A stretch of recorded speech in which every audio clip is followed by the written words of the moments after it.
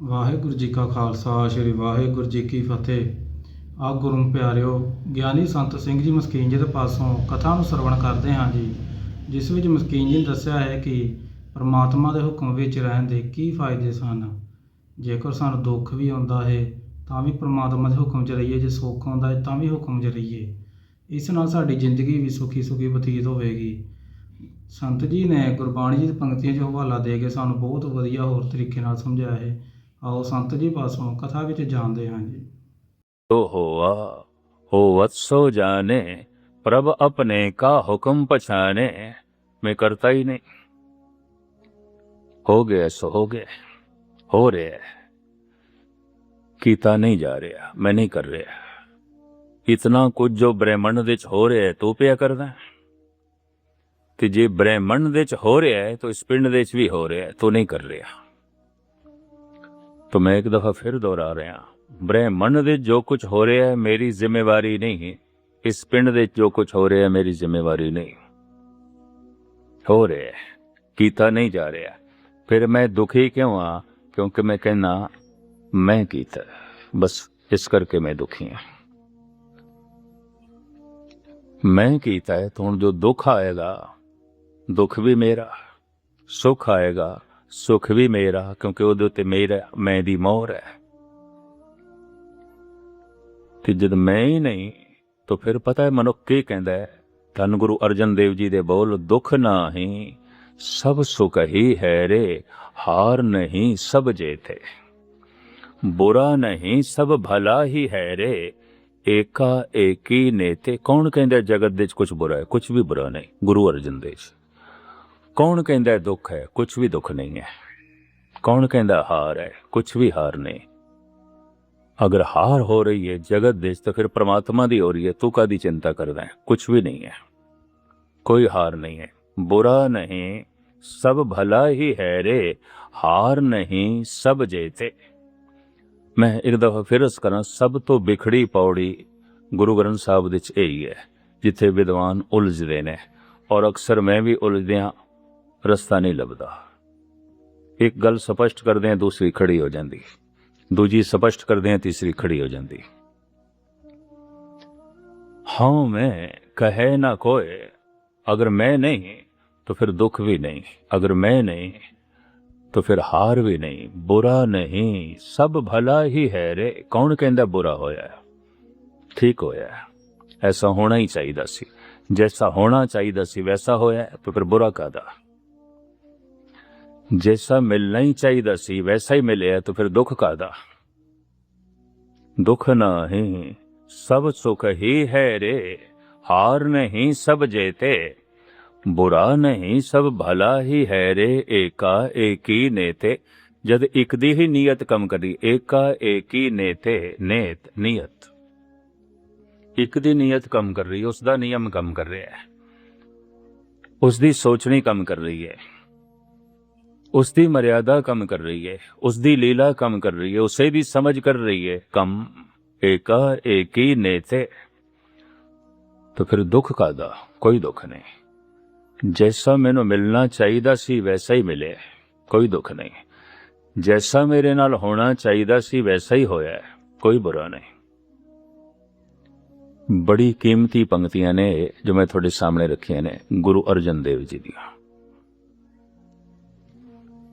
जो कुछ जिंदगी विच हो जाए, कदी ऐसा हो जाए जो हृदय नूं कबूल ना होवे, तो समझ लेना परमात्मा कबूल नहीं है। भावें कितनी बाणी पढ़दा है, ते कितना दान पुण्य करदा है, ते कितना रब दा इसने ना लिया, जे इसनूं रब कबूल नहीं है, परमात्मा कबूल नहीं है, नास्तिक है, इंज कह लो। सिर्फ वही नास्तिक नहीं जो ऐलानिया कहंदे ने परमात्मा सी तैनों नहीं मनदे। एक तो यह जो कहता है ए परमात्मा सी तैनों नहीं मनदे, ते दूसरा वो है जो कहता है परमात्मा तेरे हुक्म नूं असीं नहीं मनदे। गल खत्म। एक कहता है परमात्मा तैनूं ते मनदे आ, तेरे हुक्म नूं नहीं मनदे। मनदे आ, तैनूं मत्था भी टेकदे आ, दान पुण्य भी करदे आ, पर यह जिहड़ा दुख हो गया तेरे कोल हो गया, ये तो बुरा कीता है, ये नहीं होना चाहिए, ये गलत होया, ये ठीक नहीं होया। तैनूं मनदे आ, तेरे हुक्म नूं नहीं मनदे। एक नास्तिक वो है ਜੋ ਕਹਿੰਦਾ ਤੈਨੂੰ ਹੀ ਨਹੀਂ ਮੰਨਦੇ। ਦੂਜੇ ਨਾਸਤਿਕ ਜਿਹੜੇ ਨੇ ਮੰਦਰ ਮਸਜਿਦ ਗੁਰਦੁਆਰਿਆਂ 'ਚ ਮਿਲਣਗੇ, ਤੇਰੇ ਹੁਕਮ ਨੂੰ ਨਹੀਂ ਮੰਨਦੇ। ਇੱਕ ਨਾਸਤਿਕ ਉਹ ਜੋ ਮੰਦਰ ਮਸਜਿਦ ਗੁਰਦੁਆਰਿਆਂ 'ਚ ਕੋਈ ਨਹੀਂ, ਬਾਹਰ ਨੇ, ਵਿਰੋਧਤਾ ਕਰਦੇ ਨੇ, ਕੋਈ ਜਾਣ ਦੀ ਲੋੜ ਨਹੀਂ, ਅਸੀਂ ਮੰਨਦੇ ਹੀ ਨਹੀਂ, ਗੱਲ ਖਤਮ। ਐ ਪਰਮਾਤਮਾ ਅਸੀਂ ਤੈਨੂੰ ਹੀ ਨਹੀਂ ਮੰਨਦੇ। ਦੂਸਰੇ ਮੰਦਰ ਮਸਜਿਦ ਗੁਰਦੁਆਰਿਆਂ ਜਾਣ ਵਾਲੇ ਨੇ ਜਿਹੜੇ ਕਹਿੰਦੇ ਨੇ ਪਰਮਾਤਮਾ ਤੈਨੂੰ ਤੇ ਮੰਨਦੇ ਆ ਪਰ ਤੇਰੇ ਹੁਕਮ ਨੂੰ ਨਹੀਂ ਮੰਨਦੇ। ਇਹ ਜੋ ਹੋ ਗਿਆ ਸਾਨੂੰ ਕਬੂਲ ਨਹੀਂ, ਨਾ ਹੋਵੇ ਪਿਆ ਕਬੂਲ, ਇਹ ਤੇ ਤੈਨੂੰ ਪ੍ਰਵਾਨ ਕਰਨਾ ਹੀ ਪਏਗਾ। ਤੂੰ ਜੇ ਆਖੇ ਰਾਤ ਹੋਈ ਹੈ ਤੇ ਇਹ ਤੇ ਮੈਨੂੰ ਨਹੀਂ ਚਾਹੀਦੀ, ਤੈਨੂੰ ਤਾਂ ਜੀਵਣਾ ਹੀ ਪਏਗਾ। ਰਾਤ ਦੇ 'ਚ ਹੋ ਗਈ ਹੈ ਤਾਂ ਹੋ ਗਈ, ਤੇਰੇ ਕੀਤਿਆਂ ਥੋੜੀ ਹੋਣਾ, ਇਸ ਦੇ ਤੇਰਾ ਹੰਕਾਰ ਥੋੜੀ ਕੰਮ ਕਰੇਗਾ, ਇਹ ਤੇ ਉਸਦੀ ਕਿਰਿਆ। ਤੇ ਹੁਣ ਤੂੰ ਆਖੇ ਦਿਨ ਨਹੀਂ ਚਾਹੀਦਾ ਸੀ, ਕਿਉਂ ਹੋਇਆ? ਸੂਰਜ ਕਿਉਂ ਹੋ ਗਿਆ? ਪਿੱਟਦਾ ਰਹੇ ਤੋਂ ਇਹ ਤੇ ਉੱਗੇਗਾ, ਇਹ ਤੇ ਹੋਵੇਗਾ।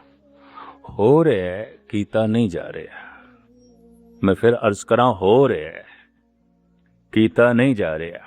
ਫਿਰ ਮਨੁੱਖ ਕਿਉਂ ਦੁਖੀ ਹੈ? ਕਹਿੰਦਾ ਮੈਂ ਕਰ ਰਿਹਾ, ਇਸ ਕਰਕੇ ਦੁਖੀ ਹੈ। ਨਾਨਕ ਹੁਕਮੇ ਜੇ ਬੁਝੇ ਤਾਂ ਹਉ ਮੈਂ ਕਹੇ ਨਾ ਕੋਏ। ਜਿਤਨਾ ਇਹ ਆਪਣੇ ਆਪ ਨੂੰ ਕਰਤਾ ਮੰਨ ਲੈਂਦਾ ਉਤਨਾ ਹੀ ਦੁਖੀ ਹੋ ਜਾਂਦਾ ਹੈ, ਉਤਨਾ ਹੀ ਦੁਖੀ ਹੋ ਜਾਂਦਾ ਹੈ। ਪਤਾ ਹੈ ਸਭ ਤੋਂ ਵੱਡੀ ਭੇਟ ਕੀ ਹੈ ਪਰਮਾਤਮਾ ਦੇ ਅੱਗੋਂ ਰੱਖਣਾ? ਬਸ ਆਪਣਾ ਅਹੰਕਾਰ ਰੱਖਣਾ, ਹੋਰ ਕੋਈ ਭੇਟਾ ਨਹੀਂ। ਧਨ ਭੇਟ ਕਰਨਾ, ਅੰਨ ਭੇਟ ਕਰਨਾ, ਸੋਨਾ ਚਾਂਦੀ ਭੇਟ ਕਰਨਾ, ਇਹ ਸਭ ਕੁਝ ਇਸ ਵਾਸਤੇ ਕਿਸੇ ਦਿਨ ਮਨੁੱਖ ਨੂੰ ਆਪਣਾ ਹੰਕਾਰ ਭੇਟ ਕਰਨ ਦੀ ਜਾਚ ਆ ਜਾਏ।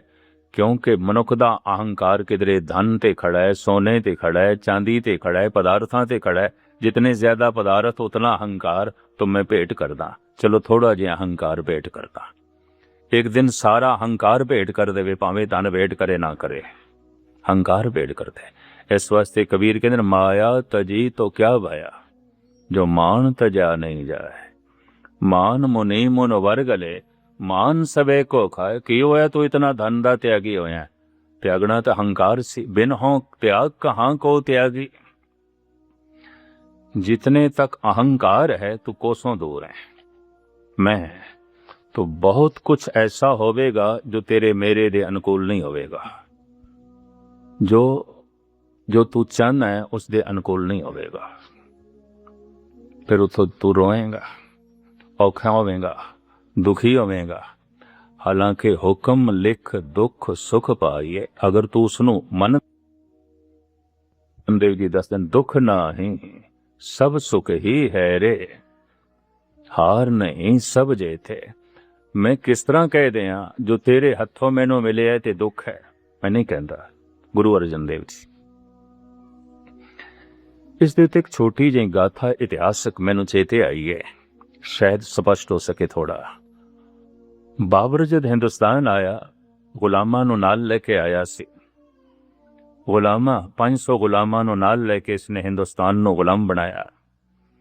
एक गुलाम ऐसा सी जो हर वक्त इसदे नाल रहिंदा सी। भारत सरसब देश फुल्लां फल्लां दा देश।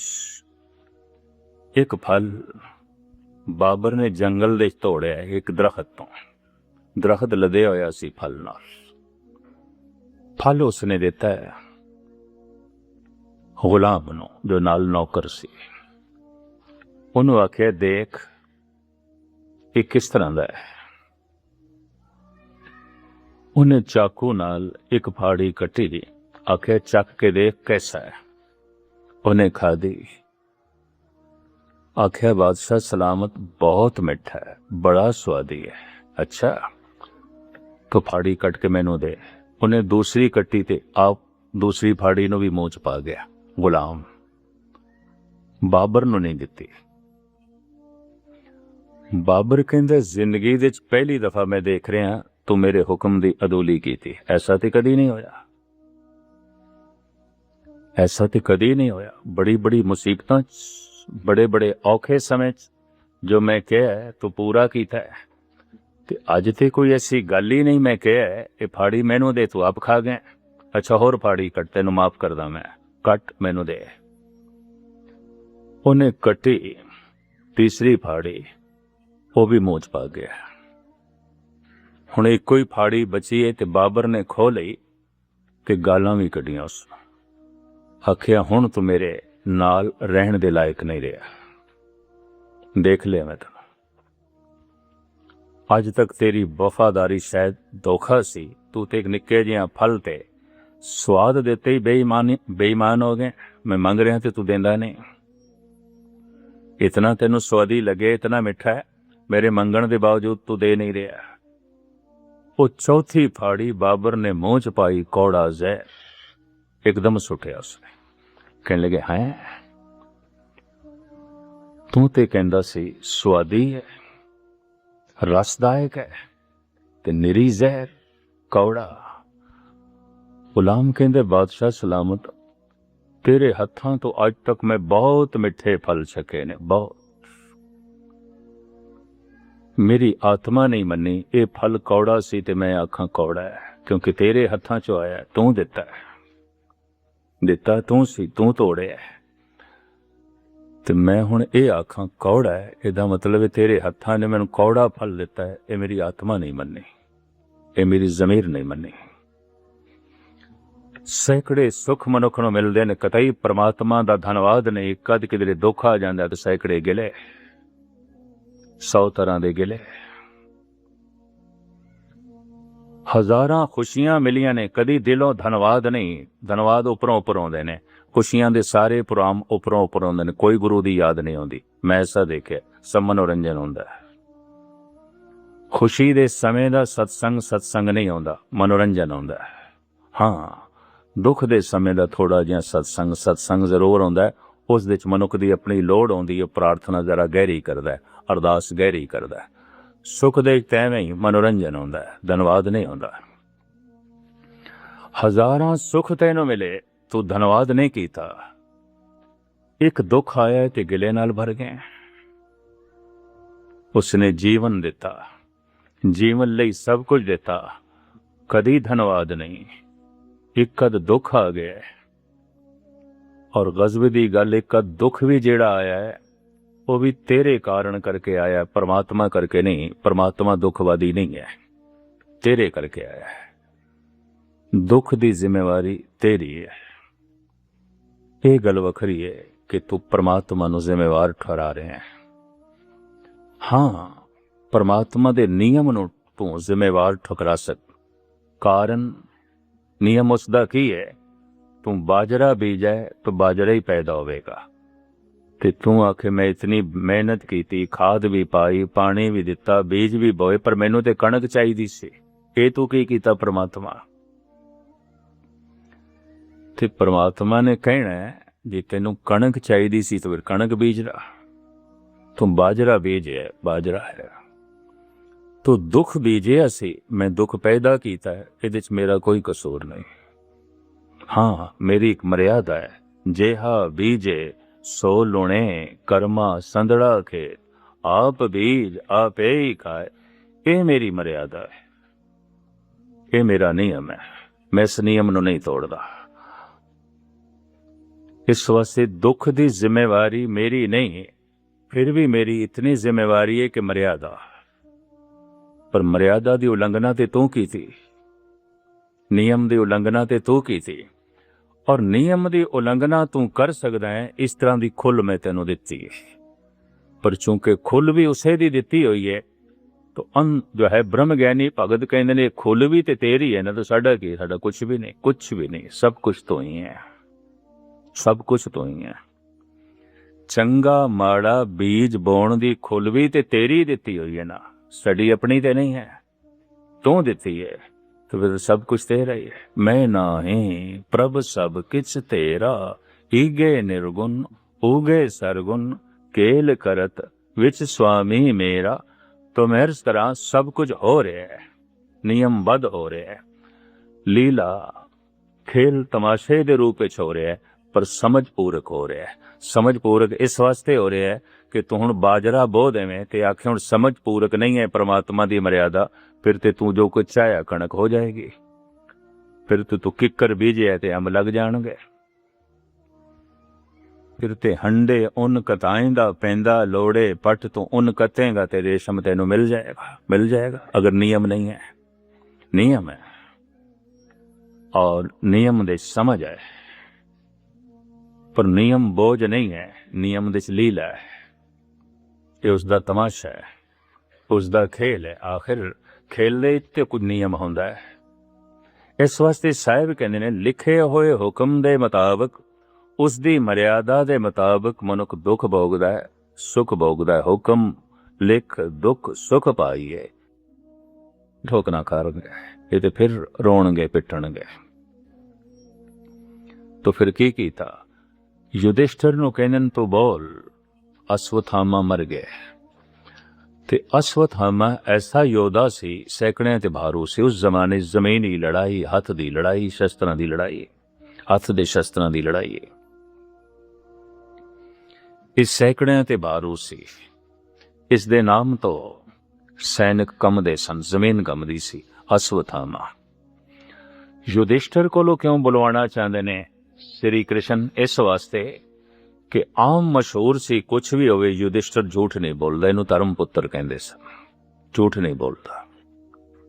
ਇਸ ਕੋਲੋਂ ਬੁਲਵਾਉਣਾ ਤਾਂ ਕਿ ਦੁਰਯੋਧਨ ਦੀ ਫੌਜ ਨੂੰ ਪਤਾ ਚੱਲ ਜਾਏ ਮਰ ਗਿਆ ਅਸ਼ਵਥਾਮਾ, ਉਹਨਾਂ ਦੇ ਹੌਸਲੇ ਪਸਤ ਹੋ ਜਾਣ, ਪਾਂਡਵਾਂ ਦੀ ਜਿੱਤ ਹੋ ਜਾਏ। ਇਸ ਜਗ੍ਹਾ ਰਾਮ ਆਉਂਦੇ, ਉਹ ਨਹੀਂ ਐਸਾ ਕਰ ਸਕਦੇ ਸਨ। ਇਹ ਵੀ ਮੈਂ ਅਰਜ਼ ਕਰਦਾ। ਪਰ ਜੈਸੇ ਕ੍ਰਿਸ਼ਨ ਨੇ ਵੈਸੇ ਮਹਾਤਮਾ ਬੁੱਧ ਨਹੀਂ ਨੇ। ਉਹਨਾਂ ਦਾ ਆਪਣਾ ਢੰਗ ਹੈ। ਉਹ ਭਾਂਡਾ ਕੁਝ ਹੋਰ ਹੈ, ਉੱਥੇ ਪਾਣੀ ਕੁਝ ਹੋਰ ਆਕਾਰ ਬਣਾਈ ਬੈਠਾ ਹੈ। ਪਰ ਜੈਸੇ ਮਹਾਤਮਾ ਬੁੱਧ ਨੇ ਵੈਸੇ ਗੁਰੂ ਨਾਨਕ ਨਹੀਂ ਨੇ। ਇਹ ਵੀ ਮੈਂ ਅਰਜ਼ ਕਰਦੇ ਹਾਂ। ਹੱਥ ਦੇ ਵਿੱਚ ਭਿਕਸ਼ਾ ਦਾ ਪਾਤਰ ਲੈ ਕੇ ਹਰ ਇੱਕ ਨੂੰ ਭਿਕਸ਼ੂ ਬਣਾਉਣਾ ਮਹਾਤਮਾ ਬੁੱਧ ਦਾ ਪ੍ਰਯੋਜਨ। ਤੇ ਗੁਰੂ ਨਾਨਕ ਕਹਿੰਦੇ ਨੇ ਹਰ ਇੱਕ ਭਿਕਸ਼ੂ ਬਣ ਗਿਆ ਤੇ ਦੇਗਾ ਕੌਣ? ਭਾਂਡੇ 'ਚ ਕੌਣ ਪਾਏਗਾ? ਹਾਂਜੀ ਵਾਹਿਗੁਰੂ ਜੀ, ਸੰਤ ਜੀ ਨੇ ਬਹੁਤ ਹੀ ਸਾਨੂੰ ਵਧੀਆ ਤਰੀਕੇ ਨਾਲ ਸਮਝਾਇਆ ਕਿ ਕਿਵੇਂ ਉਸ ਪਰਮਾਤਮਾ ਦੇ ਭਾਣੇ ਵਿੱਚ ਰਹਿ ਕੇ ਹਮੇਸ਼ਾ ਜ਼ਿੰਦਗੀ ਬਤੀਤ ਕਰਨੀ ਹੈ। ਪੁਰਾਣੇ ਜ਼ਮਾਨੇ ਵਿੱਚ ਵੀ ਕਿਵੇਂ ਮਹਾਂਪੁਰਸ਼ ਉਸ ਦੇ ਹੁਕਮ ਵਿੱਚ ਰਹਿ ਕੇ ਹੀ ਉਹਨਾਂ ਨੇ ਹਰੇਕ ਭਾਣਾ ਮੰਨਿਆ ਸੀ। ਭਾਵੇਂ ਦੁੱਖ ਆਵੇ ਭਾਵੇਂ ਸੁੱਖ, ਉਹਨਾਂ ਨੇ ਹਮੇਸ਼ਾ ਉਸ ਅਕਾਲ ਪੁਰਖ ਵਾਹਿਗੁਰੂ ਦਾ ਹਮੇਸ਼ਾ ਨਾਮ ਸਿਮਰਿਆ, ਮੂਲ ਮੰਤਰ, ਗੁਰ ਮੰਤਰ ਅਤੇ ਨਿਤਨੇਮ ਦਾ ਅਭਿਆਸ ਕੀਤਾ ਸੀ। ਸਾਨੂੰ ਵੀ ਉਹਨਾਂ ਦੇ ਕਦਮਾਂ 'ਤੇ ਚੱਲਣਾ ਚਾਹੀਦਾ ਹੈ ਤਾਂ ਕਿ ਸਾਨੂੰ ਵੀ ਆਪਣੀ ਜ਼ਿੰਦਗੀ ਸੁਖੀ ਬਤੀਤ ਲੱਗੇ ਅਤੇ ਸਾਨੂੰ ਇੰਨੀ ਔਕੜਾਂ ਦੇ ਵਿੱਚੋਂ ਨਾ ਲੰਘਣਾ ਪਵੇ। ਕਿਉਂਕਿ ਮਨੁੱਖ ਚਾਹੁੰਦਾ ਹੈ ਕਿ ਮੈਂ ਜਲਦੀ ਹੀ ਸੁਖੀ ਹੋਵਾਂ, ਪਰ ਉਸਨੂੰ ਇਹ ਨਹੀਂ ਪਤਾ ਹੁੰਦਾ ਕਿ ਉਸ ਪਰਮਾਤਮਾ ਦੇ ਹੁਕਮ ਵਿੱਚ ਰਹਿ ਕੇ ਹੀ ਸਾਨੂੰ ਹਮੇਸ਼ਾ ਸੁਖੀ ਰਹਾਂਗੇ। ਜੇਕਰ ਤੁਹਾਨੂੰ ਸਾਡੀ ਵੀਡੀਓ ਪਸੰਦ ਆਈ ਹੈ ਤਾਂ please like, share, channel subscribe ਜ਼ਰੂਰ ਕਰਿਓ ਜੀ। ਵਾਹਿਗੁਰੂ ਜੀ ਕਾ ਖਾਲਸਾ, ਸ਼੍ਰੀ ਵਾਹਿਗੁਰੂ ਜੀ ਕੀ ਫਤਿਹ।